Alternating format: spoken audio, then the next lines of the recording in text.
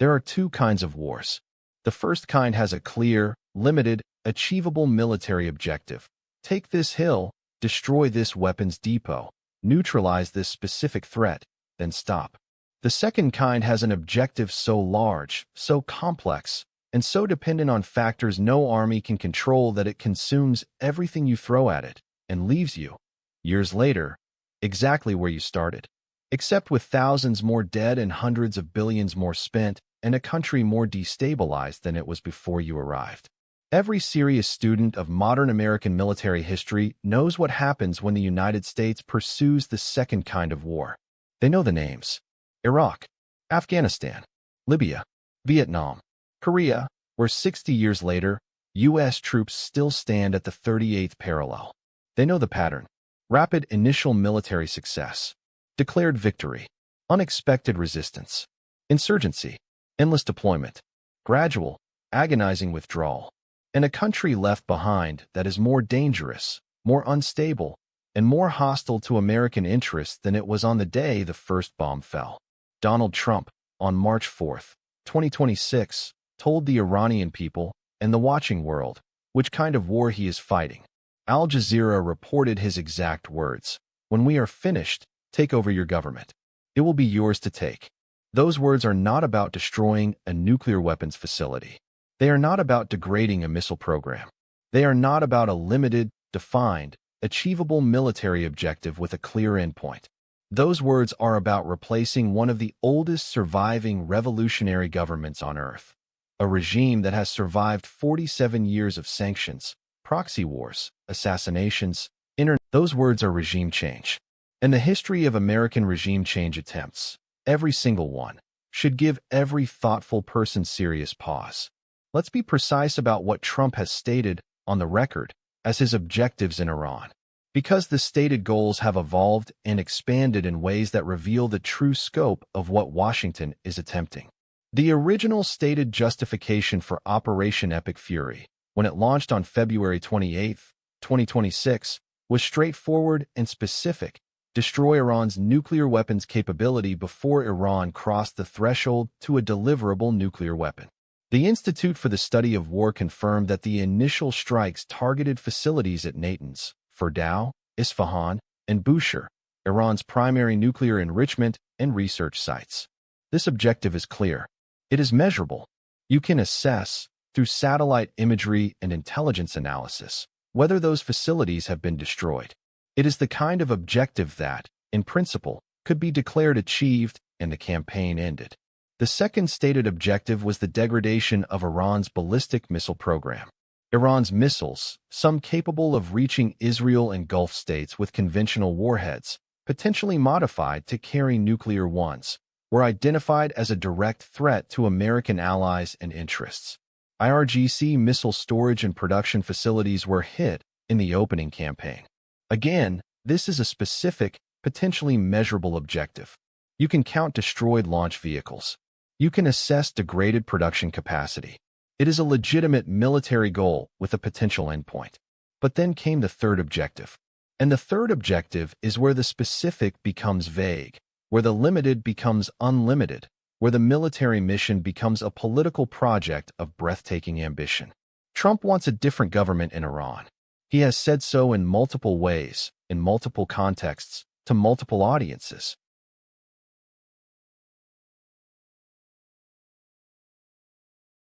He told Iranian citizens to take over your government. He spoke of wanting someone who will bring harmony and peace to Iran. Al Jazeera's analysis, titled Trump's Endgame in Iran, Regime Change Without U.S. Boots on the Ground, captures the strategy precisely. Use American air power to weaken the regime sufficiently that the Iranian people themselves will rise up and complete the overthrow. This strategy has a name in political science. It is called coercive regime change from the air, and its track record is, to be charitable, deeply mixed. To be accurate, it has never conclusively worked. Politico published a searching analysis on March 1, 2026, titled, Will Iranians Rise Up? Here are the odds. Their conclusion deserves to be quoted directly. The Trump administration appears to be betting on mass popular uprising. but the historical and current evidence suggests the odds are considerably lower than Washington believes. The reason is counterintuitive but consistent across decades of evidence. Foreign bombing campaigns almost never produce popular uprisings against the bombed government. They produce nationalism. They produce rally-around-the-flag effects. They produce a population that, whatever its grievances against its own government, is suddenly and viscerally reminded that a foreign power is killing its people, and that the foreign power is a greater immediate threat than the government it was hoping to overthrow. Iran in 2026 is not the same country it was during the Green Movement of 2009 or the protest waves of 2019 and 2022. Those uprisings emerged from specific internal grievances, disputed elections, economic mismanagement, compulsory hijab laws, decades of corruption and repression. They were Iranian movements, driven by Iranian anger. The moment an uprising against the Iranian government became associated with American military operations, it became politically toxic for the very people who might otherwise be sympathetic to its goals. A pro-democracy protester in Tehran who might have been willing to risk arrest in 2022 to demand economic reforms is not necessarily willing to be seen as collaborating with the country that just bombed his city. The street evidence from the first 10 days of the war supports this analysis. Despite the destruction of significant Iranian infrastructure, despite the assassination of the supreme leader, despite economic disruption and military strikes on a scale Iran has never previously experienced, large-scale popular uprisings against the Mojtaba Khamenei government have not materialized. CBC News noted, in their careful analysis published on March 9, that Trump appears to be constructing a political framework where if Iranians rise up, he claims credit, and if they don't, he claims he gave them the opportunity. This is savvy domestic political positioning, but it does not change the military and strategic reality, which is that the Iranian public has not risen up, and there are structural reasons why they may not. The Iranian opposition, such as it is a collection of fragments rather than a coherent force.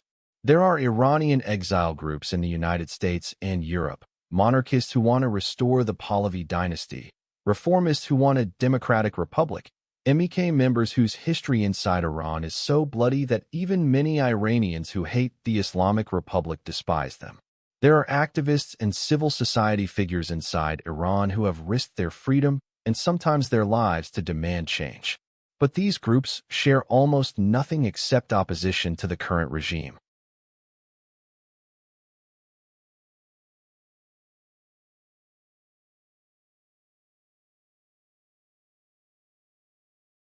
They have no unified leadership, no common program for what a post-Islamic Republic Iran would look like, no military capacity inside the country, and no clear plan for how they would govern if the regime collapsed tomorrow.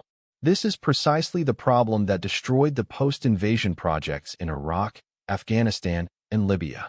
In all three cases, the United States successfully destroyed the existing government faster than any alternative government could be prepared and stabilized. In Iraq, the dissolution of the Ba'ath Party and the Iraqi military created a power vacuum that was immediately filled by sectarian militias, al-Qaeda in Iraq, and eventually ISIS, forces that proved far more dangerous to regional stability than Saddam Hussein's contained, weakened regime had been in his final years.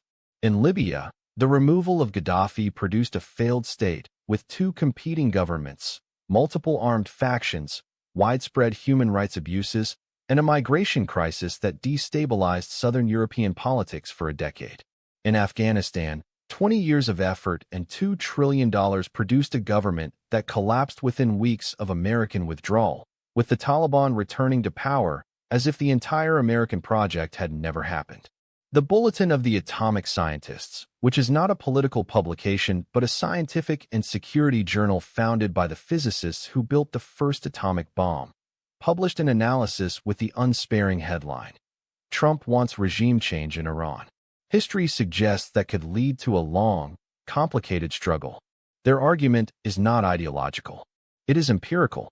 The evidence base of American regime change attempts, reviewed without partisan bias, produces The New Yorker, in a piece titled "Trump's Reckless Decision to Pursue Regime Change in Iran," made a point that is easy to miss in the daily drama of war coverage.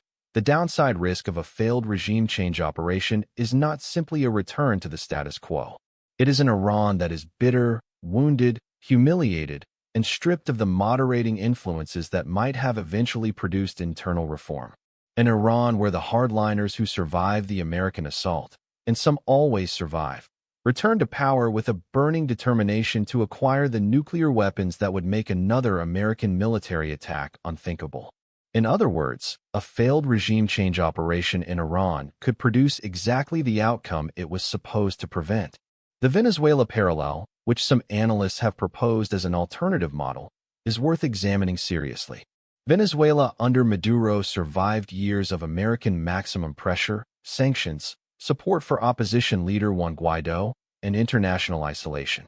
The regime did not fall, but it did change its behavior in limited ways, becoming somewhat less aggressively disruptive in the region, somewhat more willing to engage in economic discussions, somewhat more focused on survival than expansion. Trump himself may be thinking of something like this: an Iran that is too damaged and exhausted to pursue its nuclear ambitions aggressively, too dependent on sanctions relief to cause trouble in the region, too internally contested to project power beyond its borders. Not democracy, not a U.S.-friendly regime, just a weakened, chastened, contained Iran. The problem with this model is that it requires the Iranian regime to survive the current assault in a sufficiently coherent form to be contained. And every concession, every signal of flexibility, every moment of visible weakness becomes a weapon that his internal opponents, the hardliners who believe even phir was insufficiently confrontational, can use against him.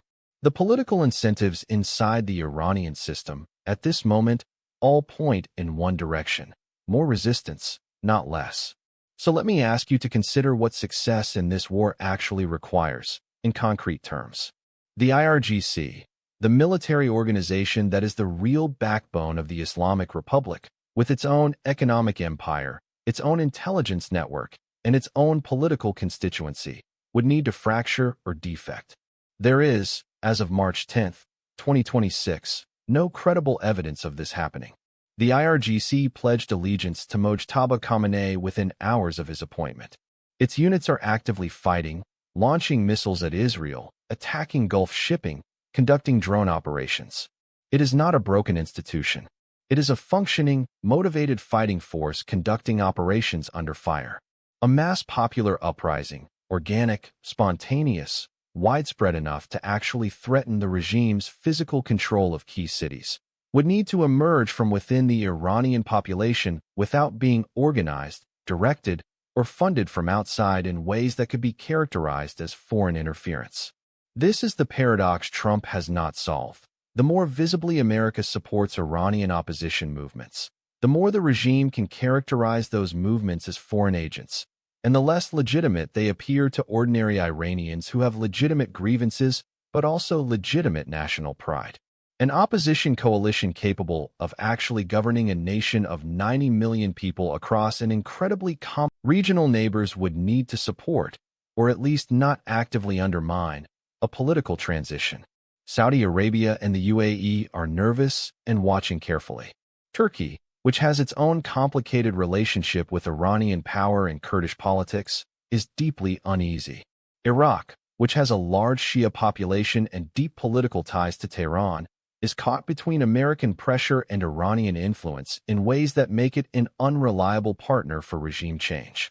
The international community would need to recognize and legitimate a new Iranian government quickly enough to prevent a collapse into chaos and civil war.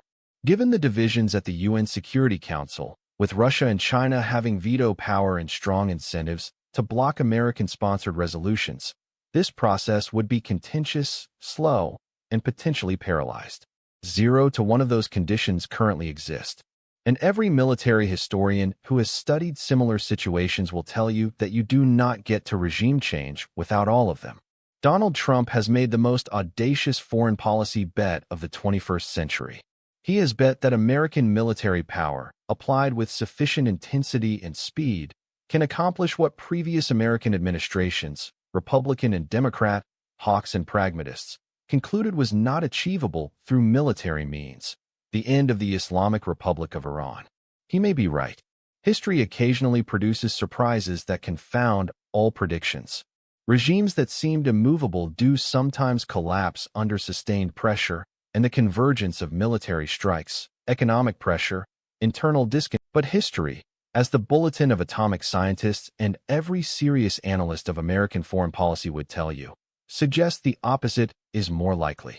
That what we are watching is not the final chapter of the Islamic Republic, but the opening chapter of America's most consequential, most expensive, and most unpredictable military commitment since the Second World War.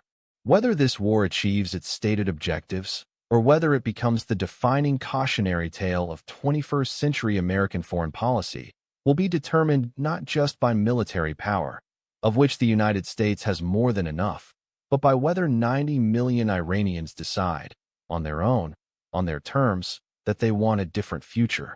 And that is not a decision any army can make for them. Today's question is the question this entire series of videos comes down to.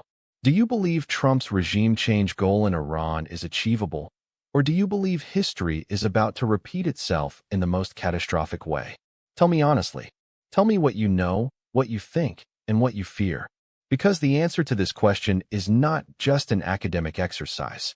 It is a matter of whether the next decade of world history is defined by a successful transformation of the Middle East, or by another grinding, endless American war in a country that refused to be reshaped by foreign force. Leave your answer below. Share this video. And subscribe, because whatever happens next, this is the story of our time.